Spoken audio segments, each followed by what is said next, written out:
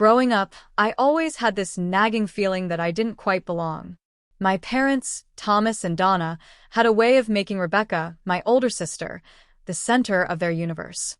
Whether it was her piano recitals, academic awards, or even the smallest achievements, their pride radiated so brightly it left me in the shadows. I tried to tell myself it wasn't intentional. Maybe I was imagining things. But one evening, the truth hit me harder than I ever expected. I had come home earlier than usual and was about to step into the kitchen when I heard my parents' voices.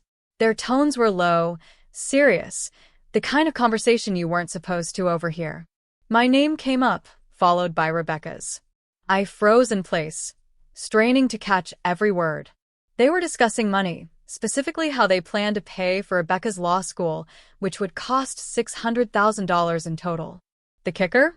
They had decided to dip into a fund I'd always believed was meant for my future, too. Thomas, my father, justified it by saying Rebecca had a clear career path, while I was still figuring things out. Donna didn't argue. If anything, her silence was worse. That conversation shattered something inside me. It wasn't just about the money. It was the confirmation of every doubt I'd ever had. Years of feeling like I was second best weren't in my head after all. I pushed open the door, my heart pounding with a mix of anger and betrayal. They were startled, their faces a mix of guilt and defensiveness. I couldn't hold back. I told them how it felt to always be the afterthought, the child they tolerated while pouring their love and resources into Rebecca. Thomas's response was as cold as it was dismissive. He said I needed to grow up, that life wasn't always fair, and that Rebecca deserved their support because she had proven herself. Donna tried to chime in, weakly suggesting they loved me too, but it rang hollow. It was clear she wasn't going to challenge him. My frustration boiled over, and I left the house before I said something I couldn't take back. With nowhere else to go, I ended up at Aunt Margaret's house. She was the kind of person who always made you feel welcome, no matter what. Her home smelled like fresh bread and lavender, a stark contrast to the suffocating tension I'd just fled. Margaret didn't pry. She simply offered me a cup of tea and let me sit in silence until I was ready to talk.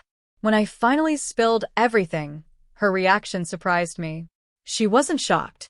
If anything, she seemed almost resigned, as if she'd been expecting this. Margaret shared her perspective carefully, choosing her words with the wisdom of someone who had seen it all. She admitted she'd noticed the favoritism for years, but didn't feel it was her place to intervene. Still, she assured me I wasn't imagining things and that my feelings were valid. Her quiet support was like a balm on my frayed nerves. She promised to help me figure out a plan, to make sure I didn't get left behind in Rebecca's shadow. For the first time in a long while, I felt like someone truly saw me. The next morning at Aunt Margaret's house, I woke up to the smell of fresh coffee and the sound of birds chirping outside the window. It was the first peaceful morning I'd had in what felt like years. As I made my way to the kitchen, Margaret was already waiting, her expression a mixture of warmth and determination. She didn't waste any time getting to the point. She told me she had something important to share, something that might help me get back on my feet. Margaret walked to a small desk in the corner of the room, opened a drawer, and pulled out a folder. Inside was a series of bank statements. She explained that years ago, after noticing how my parents treated me compared to Rebecca, she started setting aside money for me. It wasn't an enormous amount, but it was enough to give me a fighting chance. Her words stunned me. For years, I'd felt like no one noticed or cared about my struggles. And yet, here's Margaret, quietly working in the background to ensure I had a safety net. She said she had always believed in me. She'd seen my potential, even if my parents hadn't. Margaret's words were like a match striking against flint, igniting something inside me. For the first time, I began to see myself not as someone defined by my parents' neglect, but as someone capable of shaping her own destiny. However, the empowerment came with a heavy dose of reality. This wasn't just a gift, it was a responsibility. That day, as I sat in the sunlit kitchen, I wrestled with a whirlwind of emotions. Part of me wanted to take the money and throw it back in my parents' faces, to show them I didn't need their support or approval. But another part of me, the part that had spent years craving validation, wanted to prove them wrong by succeeding on my own terms. The internal conflict was exhausting. It felt like I was trying to balance on a tightrope between justice and independence. Margaret's voice broke through my thoughts. She reminded me that the money wasn't just a tool for revenge, it was an opportunity to build something meaningful for myself. Her advice stuck with me. That evening, I sat down with a notebook and began sketching out a plan. I thought about what I truly wanted, not just what would make my parents regret their choices. After hours of reflection, the answer became clear. I would enroll in business school. Business school was something I'd considered in the past, but never seriously pursued, partly because I didn't think my parents would support it. Now, with Margaret's help, it felt like a real possibility. I researched programs, scholarships, and ways to stretch the funds as far as they could go. The idea of creating something of my own, free from my family's shadow, was exhilarating. It wasn't just about proving my parents wrong anymore. It was about proving to myself that I was capable. In the days that followed, I threw myself into preparations. I reached out to admissions counselors, updated my resume, and started studying for the required entrance exams. The more I worked, the more my confidence grew. Margaret was my cheerleader throughout it all, offering guidance and encouragement without ever making me feel pressured. She told me this was my journey and that I should walk it at my own pace. But beneath the surface, the pain of my parents' betrayal still lingered. Every time I thought about them prioritizing Rebecca's dreams over mine, a pang of bitterness crept in. It was a constant battle to keep that bitterness from consuming me. I knew that if I let it, it would only hold me back. Margaret's words echoed in my mind.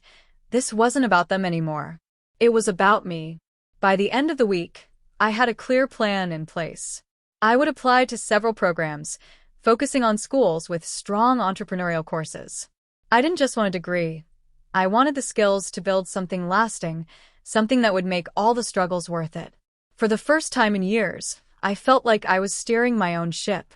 The journey ahead wouldn't be easy, but it was mine to take. 3 years passed in a whirlwind. Business school turned out to be everything I had hoped for and more. The long hours, intense coursework, and countless networking events had shaped me into someone I barely recognized, in a good way.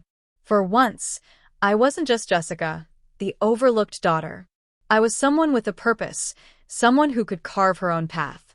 Aunt Margaret's unwavering support had been my anchor, and I'd come to see her as more of a parent than Thomas or Donna ever were. Meanwhile, the pedestal my parents had placed Rebecca on began to crumble. Her once perfect life took a sharp turn when her boyfriend, Mark, was implicated in a massive fraud scheme. The details were plastered all over the news: shady investments, falsified documents, and a web of deceit that ensnared not only him but also Rebecca by association. The fallout was immediate and brutal. Her name was dragged through the mud, and her once promising law career became collateral damage. The financial strain on my parents was palpable. They started selling off assets to cover Rebecca's legal fees and maintain the illusion of control. It was almost poetic, in a twisted way, to see the golden child facing consequences, while I quietly thrived. But as much as I wanted to savor the irony, I couldn't ignore the ripple effects of the chaos. It was like watching a house of cards collapse, each piece falling faster than the last. Then came the call. I was in the middle of preparing a presentation for one of my final projects when my phone buzzed. Seeing Rebecca's name on the screen was jarring. We hadn't spoken much since I'd left home, and the distance between us wasn't just physical.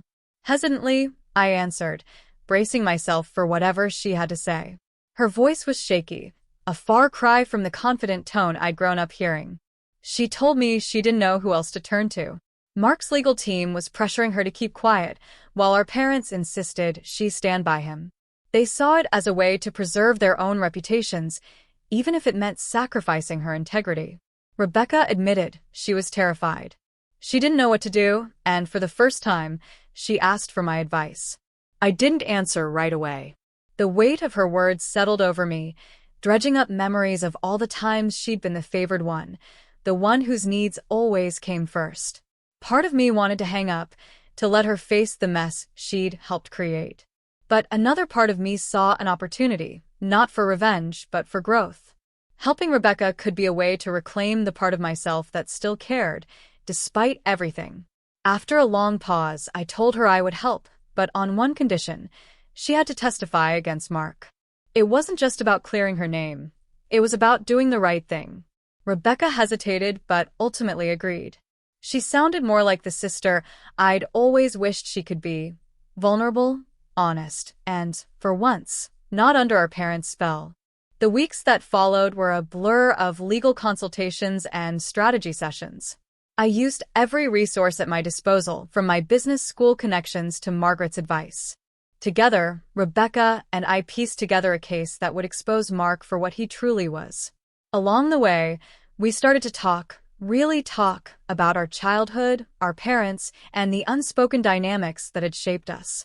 Rebecca admitted she'd always felt the pressure of their expectations, even as she benefited from their favoritism. She said she envied my independence, the way I'd managed to break free. It was strange hearing her say those things. It made me realize how deeply our parents' manipulations had affected both of us, albeit in different ways. By the time Rebecca took the stand, she was a different person. Her testimony was raw and compelling, a stark contrast to the polished image she'd once projected. Mark's downfall was swift and decisive, and though it didn't erase the damage he'd caused, it marked the beginning of Rebecca's redemption. Our parents, predictably, were furious. They saw Rebecca's actions as a betrayal, a public airing of the family's dirty laundry. But for once, their opinions didn't matter. Rebecca and I had found something more valuable than their approval: a sense of solidarity. It wasn't perfect, and there were still years of resentment to untangle, but it was a start. And for me, that was enough. Aunt Margaret had fallen ill months before her passing. Though she never let on how much she was struggling, it was clear her health was declining. She continued to offer her unwavering support to Rebecca and me until the very end, masking her pain with the same strength and grace that had always defined her. Aunt Margaret's funeral was a bittersweet gathering. The church was filled with people whose lives she had touched, each sharing stories of her quiet acts of kindness and unwavering support. For Rebecca and me, the loss felt like a void we could never fill. Margaret had been our anchor, the one person who saw through the facade of our family and offered us a glimpse of what unconditional love looked like. As we sat together in the pew, the reality of her absence began to settle in, leaving us adrift. After the service, we returned to Margaret's house to help sort through her belongings. It was an emotional process, each item carrying memories of her wisdom and warmth. In the corner of her study, we found a small safe. The key, tucked away in a drawer, turned smoothly, and inside was a collection of recordings, documents, and a handwritten letter addressed to both of us. Margaret's voice, captured on the recordings, was steady and deliberate as she revealed truths we hadn't dared to suspect. The documents laid bare a pattern of manipulation orchestrated by our parents. Thomas and Donna had not only favored Rebecca, but actively sabotaged my opportunities to maintain their image of a perfect family. They had funneled resources toward Rebecca's education and social life, ensuring she would marry someone like Mark, wealthy, connected, and capable of bolstering their social standing. What we hadn't known was that Mark's fraudulent schemes had been an open secret in certain circles, and our parents had turned a blind eye, believing his connections would elevate their status. The betrayal didn't stop there. The recordings revealed how they dismissed my aspirations as frivolous, convincing themselves it was better to invest in Rebecca because she was the safer bet. Margaret's voice grew heavier with each revelation, her tone in a mixture of anger and sadness. She had kept these records as a safeguard, knowing that one day we would need to see the truth for ourselves. Rebecca and I sat in stunned silence as the weight of our parents' actions sank in. It wasn't just about favoritism anymore. It was about control, exploitation, and a willingness to sacrifice their own daughter's well-being for appearances. For Rebecca, the realization was particularly devastating. She had spent years trying to meet their expectations, only to find out she had been a pawn in their game all along. We knew we couldn't let this go unanswered. The confrontation that followed was inevitable. We arrived at our parents' house unannounced, the documents and recordings in hand. Thomas and Donna's initial surprise quickly gave way to defensiveness as we laid out everything we had discovered. They tried to justify their actions, claiming they had done what they thought was best for the family. But their excuses only fueled our anger. For the first time, Rebecca and I stood united, demanding accountability and refusing to be placated by hollow apologies. It was a cathartic moment, but it wasn't enough. Words alone couldn't undo the years of damage or erase the betrayal. Rebecca and I decided we needed to take control of our own narratives, free from their influence. Together, we devised a plan to dismantle the toxic structures they had built around us. Margaret's documents provided a roadmap, exposing the financial and social webs our parents had spun. We began reaching out to their associates, carefully unraveling the facade they had worked so hard to maintain.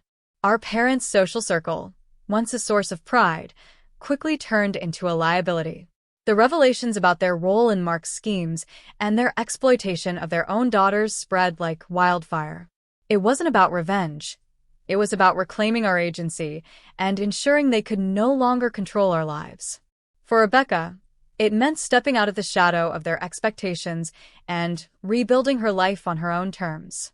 For me, it was the final step in breaking free from the chains of their neglect. Margaret's legacy became our guiding light. Her belief in us, even when we doubted ourselves, gave us the strength to move forward. As we walked away from our parents' house that day, the weight of their betrayal felt a little lighter. We weren't just surviving anymore.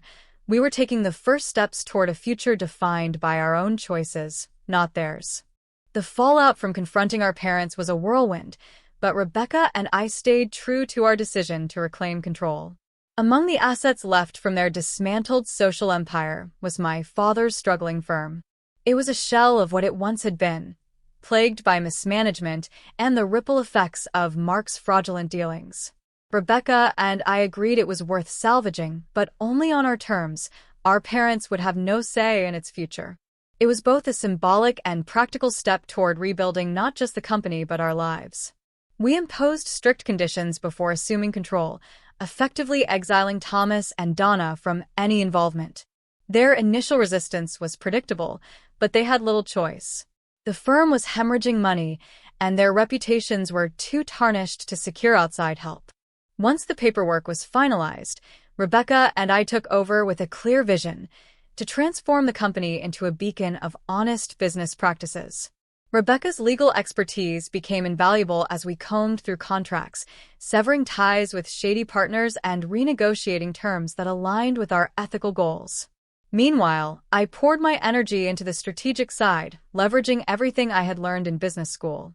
Together, we implemented transparent policies, restructured operations, and rebranded the firm to reflect its new mission.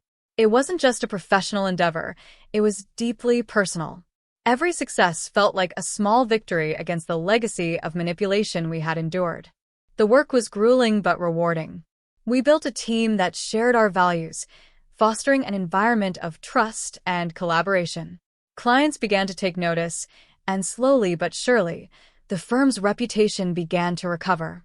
For the first time in years, Rebecca and I felt like we were in control of our destinies. The bond between us strengthened with each milestone, dissolving the remnants of resentment that had lingered from our childhood. Outside of the firm, life continued to evolve. My personal journey saw its own triumphs. I had recently been promoted to regional manager within a prominent restaurant group, a role that challenged and fulfilled me in equal measure. It was a far cry from the overlooked daughter who once doubted her own worth. The promotion felt like a validation of all the hard work I had put into rebuilding myself. It wasn't just about the title or the salary, it was about proving to myself that I could succeed on my own terms. Rebecca's transformation was equally remarkable. Freed from the expectations that had once defined her, she found a renewed sense of purpose in using her legal skills to advocate for those who had been exploited by systems of power. Her work became a reflection of her own journey, a way to turn her experiences into something meaningful. Watching her grow into her potential was inspiring, and it reminded me of how far we had both come. Together, we reflected on the path that had brought us to this point. The betrayals and hardships, while painful, had ultimately forged a partnership that neither of us could have imagined. We realized that our strength came not from the approval of others, but from our shared resilience and determination. For the first time, we were united in a way that went beyond family ties. We were allies, building something lasting and meaningful together. Our parents, now sidelined, had become a distant presence in our lives. They occasionally reached out, but the dynamics had shifted irrevocably. We no longer needed their validation or support. The firm's success, along with our personal achievements, stood as a testament to what we could accomplish without their influence. It was a bittersweet realization, but one that brought a sense of closure. As Rebecca and I looked toward the future, we felt a sense of hope and empowerment that had once seemed impossible. The road ahead would undoubtedly have its challenges, but we knew we had the tools to face them. Margaret's legacy lived on in our choices and in the strength we had found within ourselves. We were no longer defined by our parents' actions. We were writing our own story, one chapter at a time. The path to Aunt Margaret's home felt different this time. The weight of grief had softened into a bittersweet calm, and as I stepped inside, I could almost hear her voice encouraging me to move forward. The house, still filled with her essence, reminded me of where my journey began and how far I'd come. Margaret's guidance had been the foundation of my transformation, and it felt fitting to visit one last time before closing this chapter. While sorting through a final box of her belongings, I found a small recording labeled "For the Future." Intrigued, I played it. Margaret's voice, as steady and wise as ever, filled the room. She spoke of the importance of truth, of justice, and of building a life that reflected who we were, not who others expected us to be. She reminded us that revenge, while tempting, often consumed more than it healed. Her words were a gentle push to continue striving for something greater, a life driven by purpose and integrity. Rebecca and I took those words to heart as we prepared for an important board meeting. The firm, once a symbol of our parents' control, had become a launchpad for something entirely new. This meeting was more than just a professional milestone. It was the culmination of our efforts to rebuild on our terms. As we outlined our plans for a venture centered on innovation and ethical practices, the room buzzed with excitement. The future felt wide open, full of possibilities. Amidst the professional successes, life brought an unexpected twist. At a charity event, Rebecca and I met two brothers, twins from a respected and affluent family. Their charisma and warmth were disarming, and over time, our connections deepened. It felt surreal to experience a kind of partnership that wasn't rooted in manipulation or expectations, but in mutual respect and admiration. The relationships blossomed naturally, and before long, both brothers proposed. It was almost poetic. Rebecca and I, who had spent so much time rebuilding our lives together, would now celebrate a shared milestone with a grand double wedding. The wedding was nothing short of magical, a day that marked not just the joining of two couples, but the formation of a united family. The celebration was a testament to resilience, love, and the power of rewriting one's story. As the years passed, our families grew. Rebecca had a beautiful daughter, and I welcomed a son. Our households became intertwined, functioning more like one large, joyful family than separate units. The bond between us strengthened, and the foundation we had built extended into every aspect of our lives. The firm thrived under our leadership, gaining recognition for its integrity and innovative approach. Each success felt like a validation of the choices we had made and the lessons Margaret had imparted. But more than that, our personal lives flourished. The joy of watching our children grow and the comfort of knowing we had created a legacy of love and support made every hardship worthwhile. Reflecting on it all, I realized how much my perspective had shifted. The pain and betrayal that once defined me had become stepping stones to a life of fulfillment. Margaret's message echoed in my mind. It wasn't about revenge or proving others wrong. It was about building a life that reflected our values and embracing the happiness we deserved. As I stood in the doorway of Margaret's home one last time, I felt a deep sense of closure and gratitude. The journey wasn't easy, but it was mine, and that made all the difference.